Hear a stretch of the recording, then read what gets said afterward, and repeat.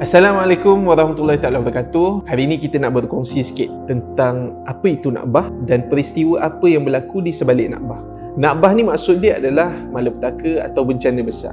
Dan pada 75 tahun yang lalu, 15 Mei 1948, secara rasminya Israel diisytihar sebagai sebuah negara di atas tanah Palestin yang akhirnya menyebabkan lebih 700,000 rakyat Palestin menjadi pelarian dan lebih 500 bandar dan perkampungan di Palestin musnah dalam siri rampasan negara tersebut. Yang akhirnya selama 75 tahun sehingga ke tahun ini, sehingga ke hari ini, rakyat Palestin terpaksa berhadapan dengan penindasan, serangan, kesengsaraan, keperitan hidup, kemiskinan dan sebagainya akibat daripada rampasan negara tersebut pada 15 Mei 1948. Jadi kita yang berada di negara Malaysia khususnya, kita berada di negara yang aman, harmoni, kita berada dalam keadaan yang kita bebas untuk melaksanakan apa saja. Macam mana kita nak memberikan bantuan yang terbaik? Macam mana kita nak memberikan sokongan kepada mereka yang berada di Palestin dan keseluruhan rakyat Palestin? Yang pertama, apa yang kita boleh laksanakan adalah kita bersama keluarga kita khususnya. Kita didik keluarga kita untuk mengenali apa itu Palestin,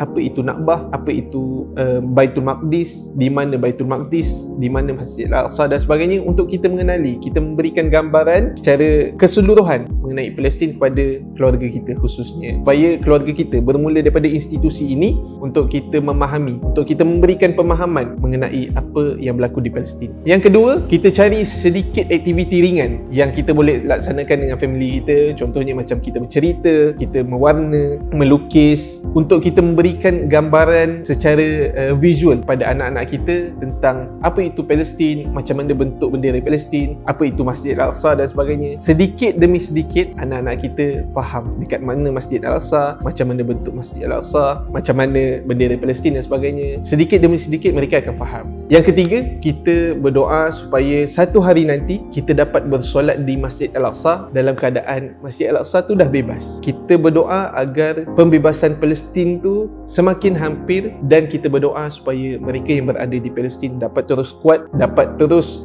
bertahan dalam ujian, dalam cabaran mempertahankan kedaulatan negara mereka sendiri. Dan yang keempat, kita usahalah sebaik mungkin, sebanyak mungkin, sedaya mungkin untuk kita memberikan bantuan yang terbaik kepada mereka yang memerlukan di Palestin. Tak kisah bantuan tenaga, bantuan tunai, bantuan barangan dan sebagainya, kita berilah bantuan, apa-apa saja bantuan, dengan harapan mereka mampu bertahan di negara mereka dan mereka mampu bertahan untuk mempertahankan negara mereka, khususnya Baitul Maqdis dan Masjid Al-Aqsa. Jadi jangan lupakan peristiwa Nakbah Palestin. Sewajibnya kita sebagai umat Islam, kita kena ingat Nakbah Palestin ni, supaya ini sebagai satu batu loncatan untuk kita lebih bersemangat, untuk kita lebih berkobar-kobar, untuk kita membantu mereka yang memerlukan di Palestin dan pembebasan Palestin. Semoga kemenangan berpihak pada umat Islam, insya-Allah.